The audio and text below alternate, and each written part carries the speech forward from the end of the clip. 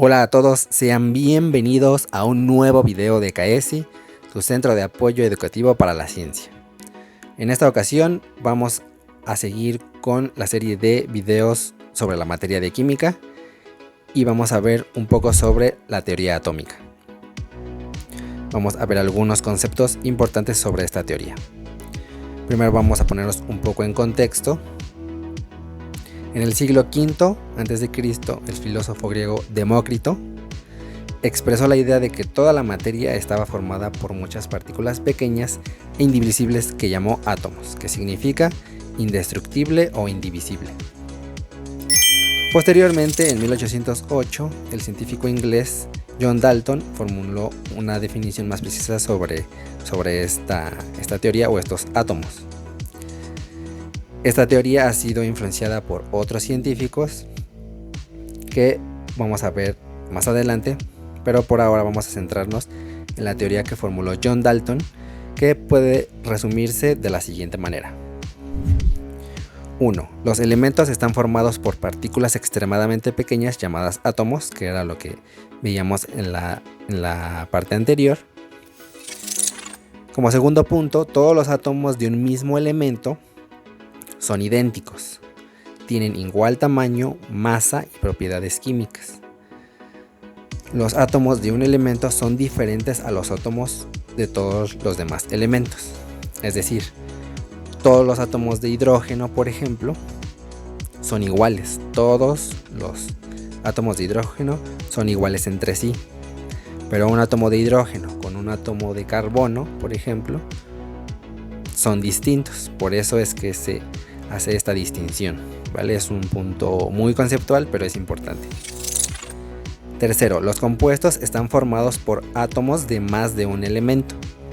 En cualquier compuesto, la relación del número de átomos entre dos de los elementos presentes siempre es un número entero o una fracción sencilla, es decir, en un compuesto hay átomos de dos o más elementos y siempre están en una porción fija, ¿vale? Todos los compuestos que son iguales, exactamente iguales, siempre tienen una proporción exactamente igual. Y como número 4, una reacción química implica solo la separación, combinación o reordenamiento de los átomos. Nunca supone la creación o destrucción de estos. Es decir, cuando hay reacciones químicas, los átomos lo único que hacen es que se mueven y hacen combinaciones diferentes para formar compuestos distintos, ¿vale? Y esto se ejemplifica en esta figura que tengo aquí.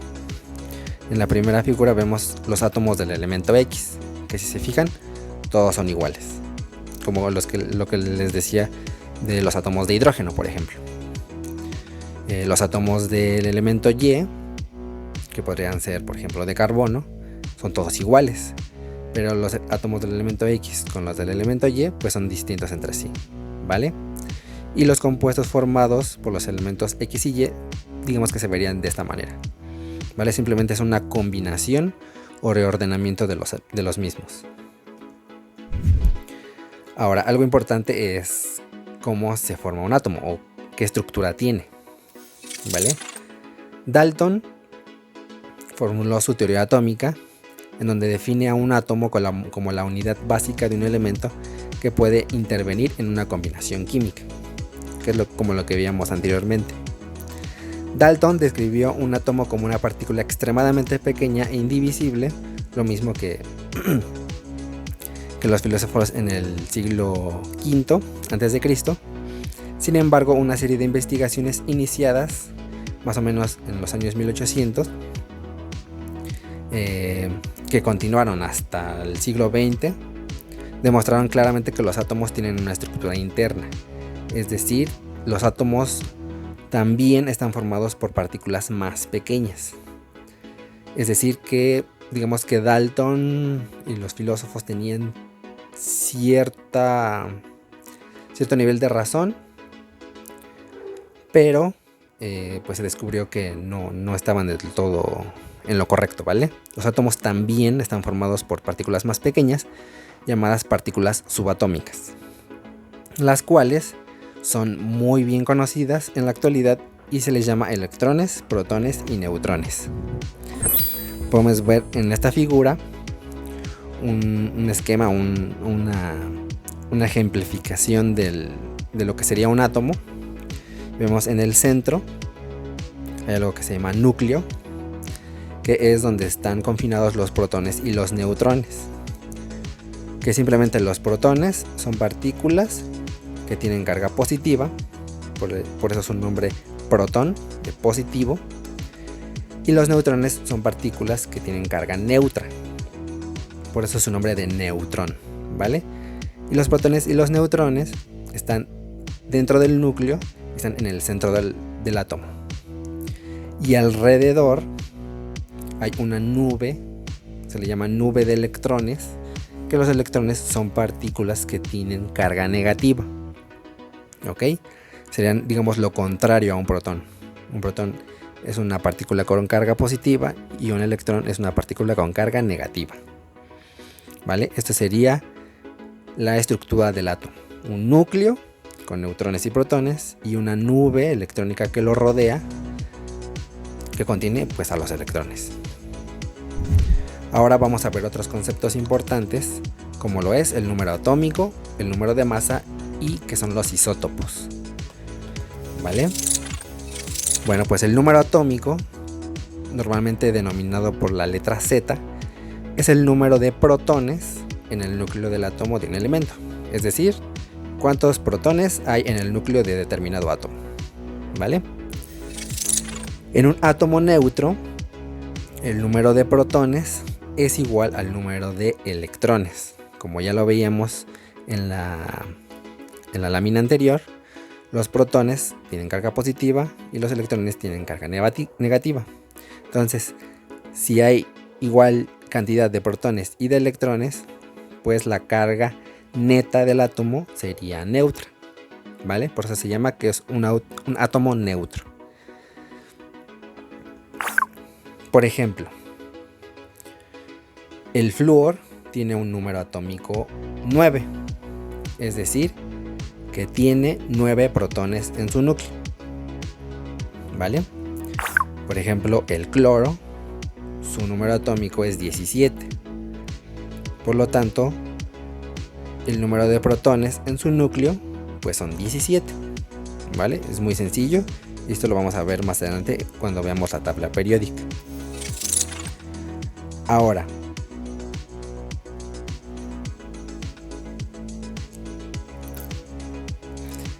es importante también este concepto de número de masa, que se denomina con la letra A, que es el número total de neutrones y protones presentes en el núcleo de un átomo de un elemento. Es decir, el número atómico es el número de protones, que ya sabemos que se encuentran en el interior del núcleo. Y el número de masa son esos mismos protones más los neutrones que hay en el núcleo, ¿vale? Que no se confunda. Entonces, el número de masa es igual al número de protones más el número de neutrones. O bien, es el número atómico más el número de neutrones, ¿vale? Es una equivalencia. Ahora, no todos los átomos de un elemento determinado tienen la misma masa. La mayoría de los elementos tienen 2 o más isótopos, que también es un concepto muy importante que tenemos que ver. Ahora, ¿qué son los isótopos? Los isótopos son átomos que tienen el mismo número atómico, pero diferente número de masa.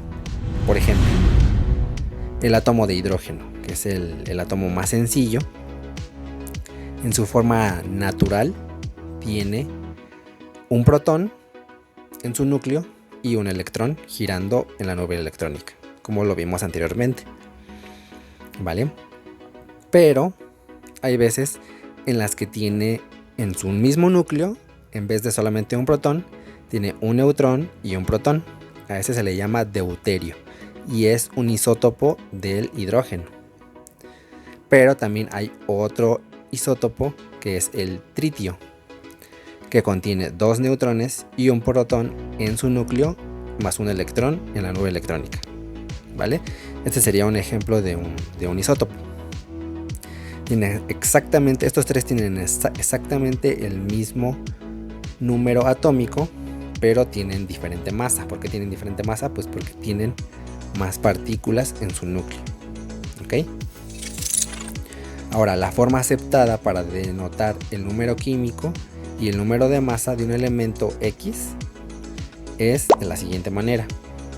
Se pone el elemento X, por ejemplo hidrógeno, y se pone el número de masa arriba y el número atómico abajo. ¿Vale? Esta sería la manera en química en la que se denota el número atómico y el número de masa de un elemento.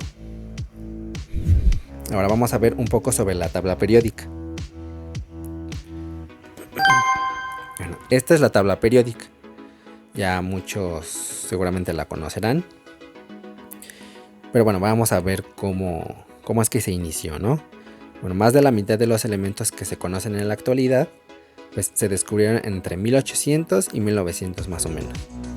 Durante este periodo los químicos observaron que muchos elementos pues mostraban ciertas semejanzas entre ellos, ¿vale? Y pues surgió una necesidad de organizar la gran cantidad de información que había sobre la estructura y las propiedades de las sustancias elementales. Por ello es que se condujo al desarrollo de esta tabla periódica, ¿vale? Y bueno, es una tabla en la que se encuentran agrupados los elementos que tienen propiedades químicas y físicas semejantes. Y los elementos están acomodados de una manera determinada.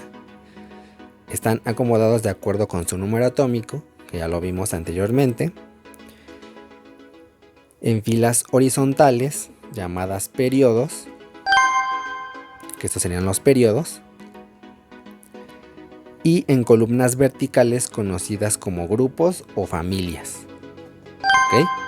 Entonces de manera horizontal se les llama periodos y de manera vertical se les llama grupos o familias. Y los elementos se dividen en tres categorías principales, ¿vale? Que son los metales. Y bueno, un metal es un buen conductor de calor y electricidad. También se dividen en no metales. Generalmente pues son malos conductores de calor y de electricidad, que sería lo contrario a un metal, ¿vale? Y los metaloides, que presentan propiedades intermedias entre los metales y los no metales. Entonces los metales serían los verdes, que están marcados. Los metaloides, que tienen propiedades intermedias, serían estos que están aquí. Y los no metales son los azules, como el hidrógeno, el carbono, el nitrógeno, el oxígeno, el flúor, etc. ¿Ok? Algo importante es que los elementos de esta última familia se les denomina gases nobles. ¿Ok? Eso es algo importante que hay que saber. Ahora vamos a pasar a las moléculas. Bueno, una molécula es un agregado de por lo menos dos átomos en una colocación definida que se mantienen unidos a través de fuerzas químicas que se les llaman enlaces, ¿vale? Que serían estos como ramitas. Serían enlaces que vamos a ver los diferentes tipos de enlaces que hay más adelante. Y bueno, los diferentes tipos de moléculas, ¿ok? Ahora, una molécula puede contener átomos del mismo elemento o átomos de dos o más elementos. Y como lo mencioné anteriormente, siempre en una proporción fija, ¿ok?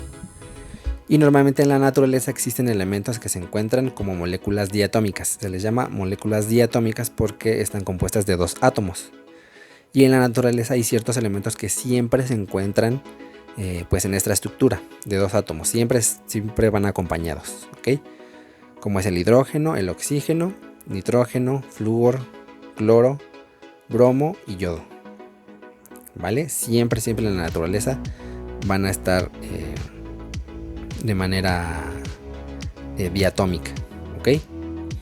Y por último, los iones. ¿Qué es un ion? Bueno, un ion es un átomo o un grupo de átomos que tienen una carga neta positiva o negativa.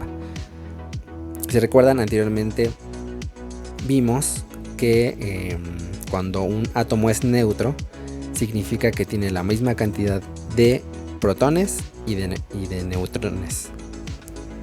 de protones y de electrones.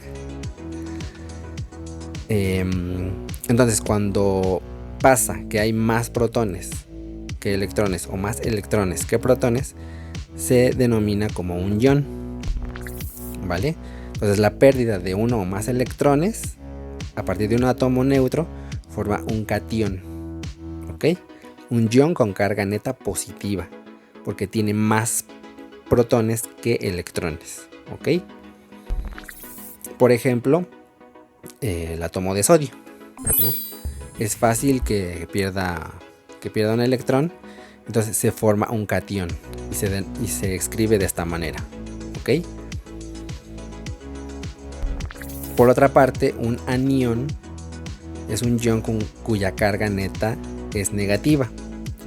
Esto debido al incremento en el número de electrones, ¿vale? Hay más electrones que protones.